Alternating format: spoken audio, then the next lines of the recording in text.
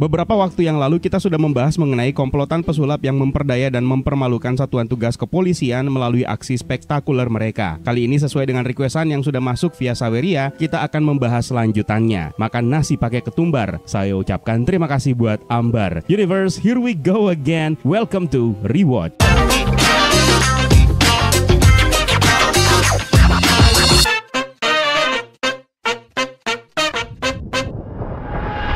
Seperti biasa, sebelum kita mulai panjang lebar membahas film yang satu ini, saya harus kasih spoiler warning terlebih dahulu. Buat kalian yang belum pernah sama sekali menonton film ini, ada banyak banget aspek sinema yang bisa kalian nikmati dengan menonton langsung filmnya ya. Film ini disutradarai oleh Jen M. Chu dan dirilis pada tahun 2016. Menghadirkan kembali Jesse Eisenberg sebagai J. Daniel Atlas, Woody Harrelson sebagai Merritt McKinney, Dave Franco sebagai Jack Wilder, Lizzie Kaplan sebagai Lula yang menjadi karakter baru untuk film ini. Lalu ada Mark Ruffalo sebagai Dylan Rhodes, Michael Caine sebagai Arthur Tressler, Morgan Freeman sebagai Thaddeus Bradley, dan ada Daniel Radcliffe sebagai Walter Mabry. Ini dia Now You See Me, The Second Act. Kita mulai dari adegan flashback di New Jersey tahun 1984. Seorang pesulap bernama Lionel Strike sedang bersiap untuk melakukan trik sulapnya di mana dia akan mencoba kabur dari sebuah brankas yang dijatuhkan ke dalam sungai. Thaddeus Bradley bertugas untuk melaporkan acara tersebut dan menyatakan bahwa trik ini tidak mungkin dilakukan. Putranya Lionel Strike yaitu Dylan Rhodes yang masih kecil dan diperankan oleh William Henderson berlari mendekati ayahnya dan merasa ragu serta khawatir terhadap trik yang akan dilakukan oleh ayahnya. Strike meyakinkan Dylan bahwa dia akan keluar dalam waktu 300 detik. Strike kemudian masuk ke dalam brankas dan dijatuhkan ke dalam air. 5 menit berlalu, namun Strike tidak pernah muncul ke permukaan. Orang-orang mulai panik dan Dylan mencoba untuk berlari menuju ke air, tapi dia ditahan oleh pihak berwenang. Kita kemudian melihat sebuah video dari Thaddeus Bradley di masa kini, di mana dia duduk di sel penjara. Dia menceritakan tentang aksi The Four Horsemen di film pertama yang telah mengkambing hitamkan dirinya dan bercerita tentang DI. Dia bersumpah The Four Horsemen akan mendapatkan balasan atas perbuatan mereka.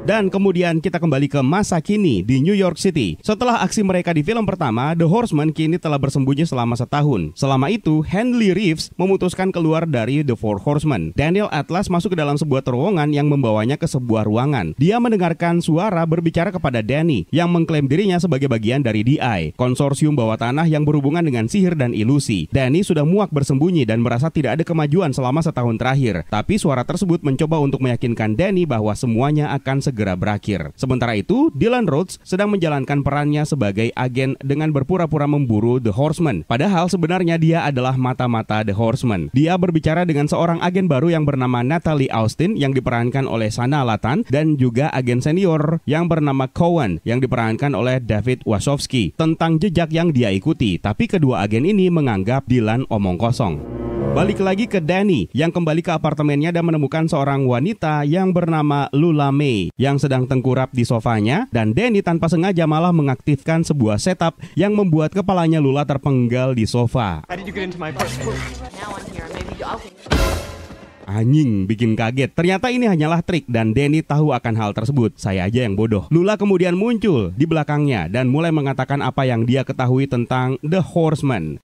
Daniel ternyata mengenali Lula dari sebuah pertunjukan yang dia lakukan bertahun-tahun yang lalu di mana dia mengeluarkan topi dari kelinci. Balik monyet, mengeluarkan kelinci dari topi. Danny mencoba mengikatnya, namun sesaat kemudian Lula menghilang. Danny dipanggil untuk bertemu dengan anggota di Horsemen yang lain. Ada Merritt McKinney dan Jack Wilder yang sekarang sedang berlatih melempar kartu. Sementara Jack berpikir kalau dia sudah menguasai trik hipnotis yang diajarkan oleh Merritt. Padahal pada saat dipraktekkan kepada Danny, nggak berhasil. Mereka bertiga lalu pergi ke tempat pertemuan mereka dan menemukan ada Dylan Rhodes dan Lula di sana. Mereka akhirnya mengetahui bahwa Lula sekarang adalah bagian dari The Horsemen, menggantikan posisinya Henley Reeves. Dylan pun mengatakan bahwa sekarang saatnya untuk melakukan pertunjukan berikutnya. Rencana mereka adalah untuk menggagalkan launching program teknologi Okta dan mengungkap CEO perusahaan tersebut, Owen Case, yang diperankan oleh Ben Lamb, sebagai penipu yang berniat untuk mencuri informasi pelanggan atau konsumennya untuk dijual di pasar gelap. The Horsemen pun tiba di lokasi lokasi launching di New York dengan menyamar sebagai karyawan. Mereka menyiapkan jebakan dengan kamera, sementara Merritt menghipnotis Owen agar masuk ke dalam sebuah ruangan di mana dia akan menyiarkan secara terbuka semua kebohongannya. Pertunjukan pun akhirnya dimulai dengan Danny, Lula, dan Merritt naik ke panggung. Tentu saja membuat penonton terkejut dengan kemunculan kembali The Horsemen. Tiba-tiba Dylan menemukan kartu tarot full. Sebelum The Horsemen melakukan triknya, pertunjukan mereka malah disabotase dengan sebuah suara terdistorsi yang mulai terdengar. Suara tersebut mulai mengungkap rahasia The Horsemen, yaitu bahwa Jack masih hidup, di mana di film sebelumnya dia memalsukan kematiannya, dan bahwa Dylan Rhodes adalah mata-mata The Horsemen. Pengungkapan ini terjadi pada saat Natalie, Cohen, dan agen FBI lainnya muncul, dan mereka pun akhirnya mulai menangkapi Dylan. Beruntung, Dylan mampu membuka borgolnya dan memborgol balik para agen.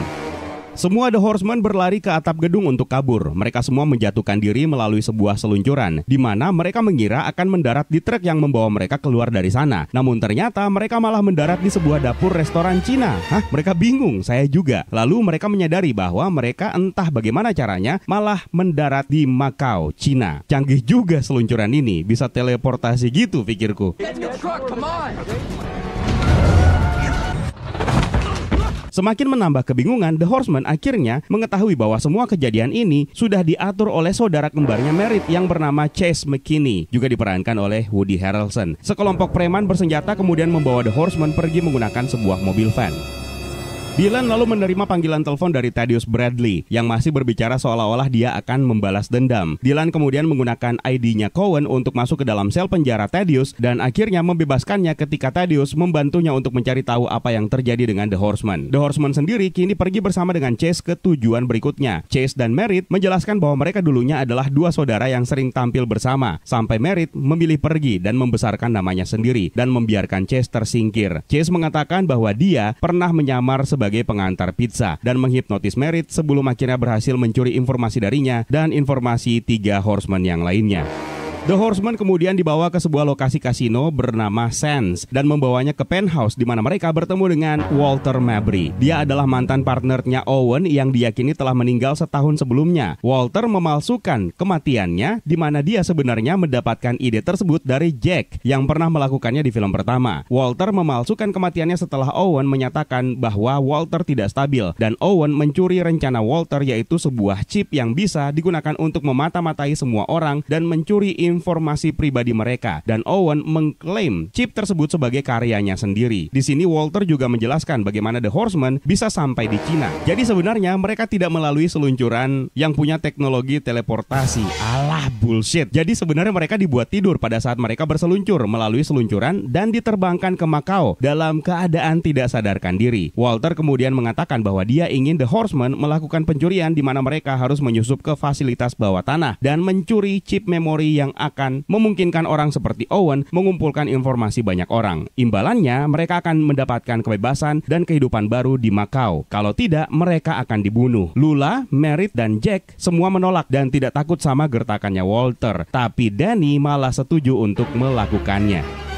Keesokan harinya, The Horsemen pergi ke toko sulap tertua di dunia yang lokasinya berada di Macau. Mereka bertemu dengan seorang pria yang bernama Lee yang diperankan oleh Jay Chou dan neneknya yang bernama Bubu yang diperankan oleh Sai Chin. Lee menyediakan bahan-bahan yang dibutuhkan The Horsemen untuk melakukan pencurian mereka. Sementara itu, Dylan dan Thaddeus terbang menuju Macau untuk mencari The Horsemen. Thaddeus tahu bahwa Dylan telah merencanakan balas dendam kepada dirinya setelah percaya bahwa Thaddeus memprovokasi Lionel Strike untuk melakukan trik yang merenggut nyawanya, meninggalkan Dylan yang penuh dengan kemarahan. Ketika mereka berdua tiba, mereka mengunjungi toko sulap tertua di dunia, kemudian berbicara dengan Bubu dan Lee untuk mencari tahu keberadaan The Horsemen. Di sini juga Dylan mendapatkan sejumlah properti yang dipakai oleh ayahnya, termasuk jam tangan dan brankas yang membuat ayahnya tewas dalam pertunjukan. Thaddeus lalu masuk ke dalam sebuah sarkofagus dan kemudian menghilang, meninggalkan Dylan dengan sebuah catatan yang bertuliskan, "Bayar utangmu, giliranmu." The Horsemen pun menyusun rencana dan harus berlatih melempar kartu yang dimentori oleh Jack setelah mendeteksi kalau chip yang mereka incar seukuran kartu remi. Mereka harus bertemu dengan seorang gangster Afrika Selatan di sebuah kasino. Merritt melakukan trik hipnotisnya kepada pimpinan gangster tersebut yang akhirnya membawa mereka semua masuk ke dalam fasilitas di mana mereka akan menemukan chip yang mereka incar. Mereka dibawa ke sana dengan menyamar sebagai peneliti. Mereka harus berhadapan dengan penjaga dan berhadapan dengan logam detektor. Di sini Jack mulai kebingungan ketika mereka bisa lolos tapi dompetnya tertahan bertahan. Jadi bagaimana caranya mereka bisa membawa keluar chip tersebut yang sebenarnya terbuat dari logam? Mereka pun akhirnya membuat pengalihan. Jack berhasil mengambil chip tersebut dan menempelkannya ke kartu remi yang sudah dia bawa. The Horseman diperiksa satu persatu, sambil terus berupaya untuk menyembunyikan kartu dari pandangan para penjaga. Sampai beranya Lula dilepas loh. Kalian pengen lihat isinya kan? Ketahuan. Hey, do that myself. Setelah pemeriksaan yang panjang, mereka akhirnya diizinkan keluar. Nah, tantangannya di sini. Chip tersebut bagaimana caranya bisa lewat detektor logam? Jack akhirnya menggunakan dompetnya untuk menyalakan detektor logam tersebut, di mana Merritt pada saat yang tepat bisa melemparkan kartu tersebut melewati detektor logam yang sedang aktif agar bisa ditangkap oleh Lula. Sementara Danny bertugas untuk mengalihkan perhatian dengan membunyikan gong.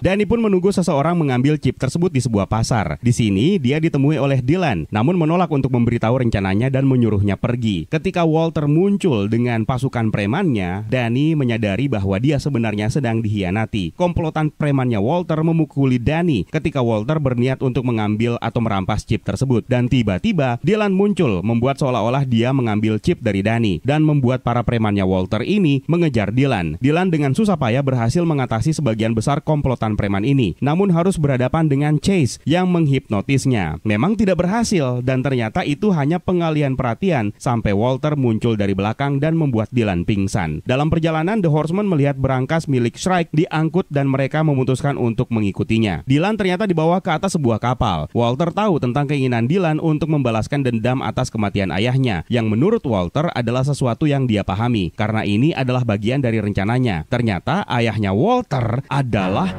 Arthur Tressler, orang yang pernah dibantu oleh Dylan untuk kemudian dijatuhkan oleh The Horseman setelah perusahaan Tressler menolak klaim ibunya Dylan atas kematian Lionel Shrike, dan The Horseman mempermalukannya dengan menguras uang di rekeningnya di film pertama. Tressler dengan dingin mengabaikan hal ini dan melanjutkan untuk memasukkan Dylan ke dalam sebuah berangkas. Mereka menjatuhkan berangkas tersebut ke dalam sungai dengan keyakinan bahwa Dylan akan mati tenggelam. Saat mereka semua pergi, Dylan pun berhasil membuka kunci berangkas, tapi dia kehilangan kesadaran sebelum bisa naik ke permukaan air. Untungnya The Horseman berhasil menemukan dirinya dan Daniel berhasil menariknya keluar.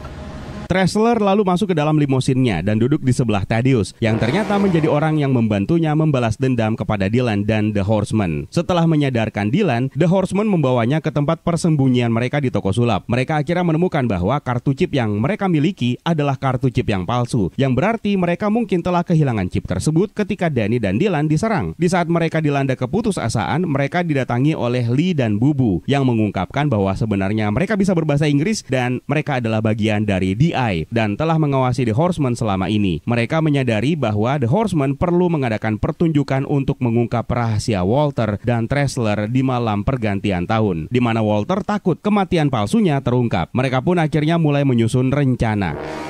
The Horseman mengumumkan ini ke publik dan akhirnya pergi ke London untuk mengadakan pertunjukan mereka. Pertama, Jack melakukan aksi di depan kerumunan kecil di mana dia memilih 3 relawan, 2 Jack dan 1 Queen untuk bersembunyi di belakang 3 kartu besar. Sementara para penonton mencoba untuk menebak di mana Queen berada. Kemudian Lula melakukan pertunjukan burung merpati. Selanjutnya Danny berkumpul di depan kerumunan besar orang di mana tampaknya sedang hujan. Lalu kemudian membuat seolah-olah dia berhasil memanipulasi air hujan. Sementara itu, agen FBI menuju ke London untuk menemukan The Horseman. Sementara Walter, Tressler, dan Chase juga melacak lokasi mereka. Dan kemudian terkejut ketika mereka menemukan bahwa Dylan Rhodes masih hidup. Mereka juga menyadari bahwa semuanya ini berada dalam sebuah pola. Thaddeus mengarahkan Walter untuk menemukan pola tersebut.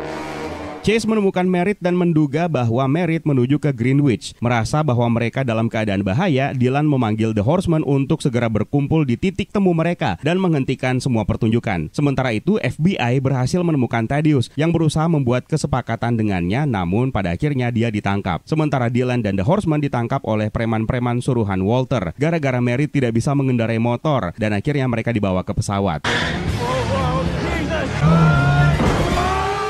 Merritt dipaksa untuk menyerahkan chipnya dan setelah diperiksa oleh Walter ternyata chip yang diberikan oleh Daniel adalah chip yang asli. Setelah mereka akhirnya lepas landas, Chase menyarankan agar mereka semua dilemparkan keluar dari pesawat dan satu persatu mereka akhirnya beneran dilemparkan keluar dari pesawat.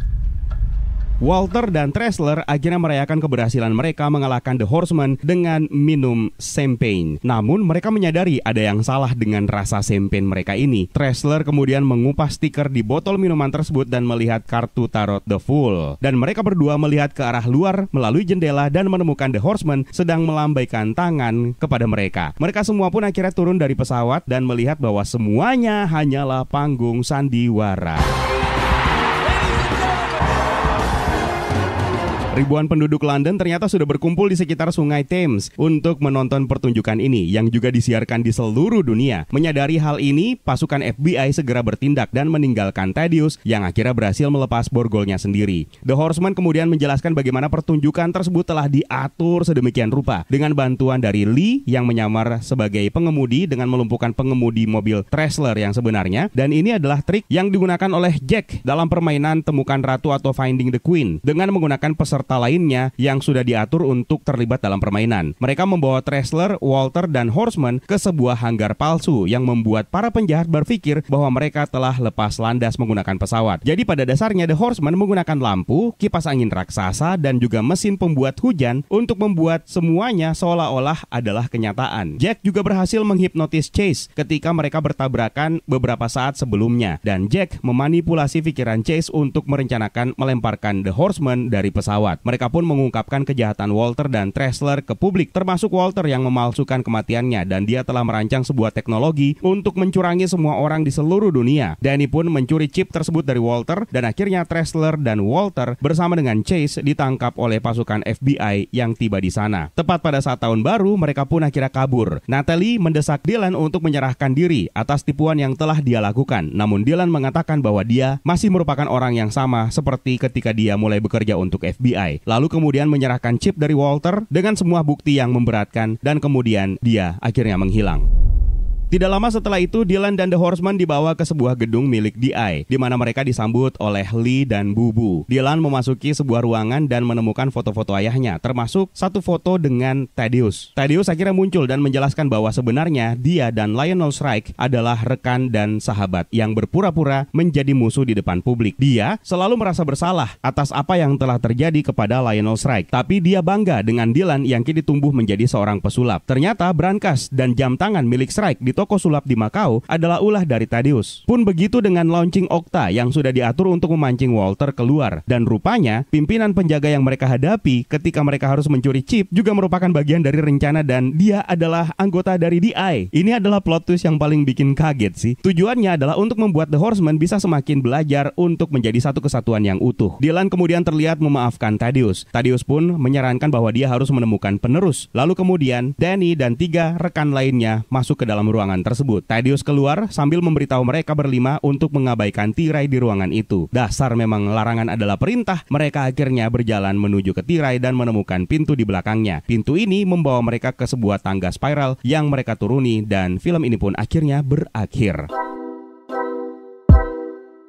Udah cukup ceritanya, sekarang kita masuk ke detail-detail yang menarik yang bisa kita temukan di film Now You See Me 2. Detail pertama, ada sebuah poster yang bertuliskan Harry Houdini di apartemen milik Daniel. Ini merupakan Easter egg atau referensi untuk Harry Houdini, yang merupakan seorang pesulap dan seniman eskapologis yang terkenal yang lahir pada tahun 1874 di Hungaria. Keluarganya pindah ke Amerika ketika dia masih kecil dan tumbuh besar di Appleton, Wisconsin. Houdini kemudian mulai menggunakan nama panggungnya sebagai Harry Houdini sebagai penghormatan kepada pesulap Prancis yang bernama Jean Eugene Robert Houdin. Ketika Daniel menempelkan identitas palsu di pergelangan tangan seorang penjaga di awal film, tanda pengenal palsu tersebut bertuliskan Mark D. Stooge. Mark ini artinya tandai, berarti dia menjadi seorang target. D mungkin saja merupakan referensi untuk kata the, dan Stooge adalah orang yang jatuh. Jadi secara harfiah, arti dari Mark D. Stooge ini adalah tandai antek. Inisial D juga bisa saja berarti dupe, kata lain untuk orang yang mudah tertipu dan tanpa disadari bisa membantu kepentingan orang lain. Nah, perhatikan juga di bagian latar belakang kantor Walter di Macau, kita bisa menemukan sebuah mesin teleporter yang merupakan mesin teleporter yang sama yang pernah dipakai oleh The Four Horsemen dalam film pertama di aksi pertamanya di Las Vegas. Pada saat memperkenalkan dirinya, Walter Mabry mengatakan bahwa dia mencoba-coba sihir pada saat dia masih sekolah. I love magic, like you and many others who I suppose were not getting any sex in high school. Ini tentu saja merupakan Easter egg untuk karakter Daniel Radcliffe yang paling ikonik ketika dia memerankan memerankan karakter Harry Potter di 8 film, di mana dia menggunakan sihir tentunya. Ketika Horseman masuk ke dalam toko sulap, Jack terlihat sejenak memainkan trik air anti-gravitasi. Trik ini akhirnya menjadi inspirasi bagi Daniel Atlas untuk menunjukkan ilusi besarnya yang menghasilkan hujan di pertunjukan besar terakhir mereka. Trik menghentikan hujan yang dilakukan oleh Daniel ini tidak mungkin dilakukan dengan hujan beneran dong ya. Di sini Daniel menjelaskan di akhir triknya bahwa sebenarnya hal itu dilakukan dengan menggunakan lampu strobo dan mesin hujan. Oleh karena itu, hujan tersebut bukanlah hujan yang sebenarnya, melainkan mesin tersebutlah yang dapat dikalibrasi agar bisa konsisten untuk mencapai efek yang diinginkan dengan aliran linear seperti rintik hujan. Dan alat itu adalah versi besarnya dari alat yang ditemukan oleh Jack di toko sulap di Makau. Kita kemudian bertemu dengan karakter yang bernama Lee di toko sulap tertua di Makau ini, di mana dia memperkenalkan dirinya dengan mengatakan bukan Bruce Lee. Welcome to Ian's. My name's Lee, not Bruce Lee. Oh, what? Ini adalah referensi untuk The Green Hornet tahun 2011, di mana Jay Chou memerankan karakter yang bernama Kato, yang sebelumnya pernah diperankan oleh Bruce Lee dalam versi adaptasi karakter tersebut di TV pada tahun 1966. Bagian depan jam tangan yang diberikan oleh Bubu kepada Dylan bertuliskan EPACSE, yang mana ini sebenarnya merupakan kalimat escape kalau dibaca secara terbalik, menunjukkan kalau Lionel Shrek adalah pesulap eskapologis yang gagal dan Dylan juga akan melakukan trik tersebut setelah ditenggelamkan oleh Tressler dan Walter. Dalam film pertama, foto-foto Lionel Shrek diperankan oleh Elias Koteas yang tidak disebutkan namanya dalam kredit title. Karakter ini akhirnya di-recast dalam film ini dan diperankan oleh Richard Lang yang diperlihatkan di adegan awal, di adegan flashback. Pada saat melakukan pertunjukan terakhir, Lula memainkan sulap burung. Nah, ada seorang pria yang dijadikan target untuk membiarkan burung di celananya terbang. Sebenarnya dia adalah seorang pesulap Irlandia yang bernama Keith Barry. Dia ini dikenal luas karena penampilannya yang menggabungkan unsur-unsur sulap tradisional dan kemampuan mentalis yang memukau. David Copperfield bekerja di belakang layar untuk film ini sebagai konsultan teknis. Dia membantu merancang beberapa trik sulap dan ilusi yang digunakan oleh karakter-karakter dalam film, memastikan bahwa adegan sulap terlihat realistis dan mengesankan. David Copperfield adalah salah satu pesulap yang paling terkenal dan paling dihormati di dunia. Dia dikenal karena pertunjukan sulapnya yang spektakuler dan inovatif yang seringkali melibatkan ilusi besar dan berteknologi tinggi. Dan dia jarang ngobrol dengan orang dalam keadaan pintu tertutup. Sayangnya, film ini gagal menjaga kontinuitasnya dengan rapi karena ada beberapa kesalahan kesinambungan dari film pertama. Di film pertama, ketika Alma Dre sedang membaca koran di Paris, di ending film, dia membaca artikel lama tentang kematian Lionel Shrek yang terjadi pada tahun 1970-an. Namun di awal sequelnya, kematian Lionel Shrek terjadi pada tahun 1984. Ketidakkonsistenan film ini juga terlihat ketika Thaddeus memberitahu Dylan untuk membawanya keluar dari penjara sebelum jam 8 malam. You can take me out of here on a 24-hour leave. You want me to break you up?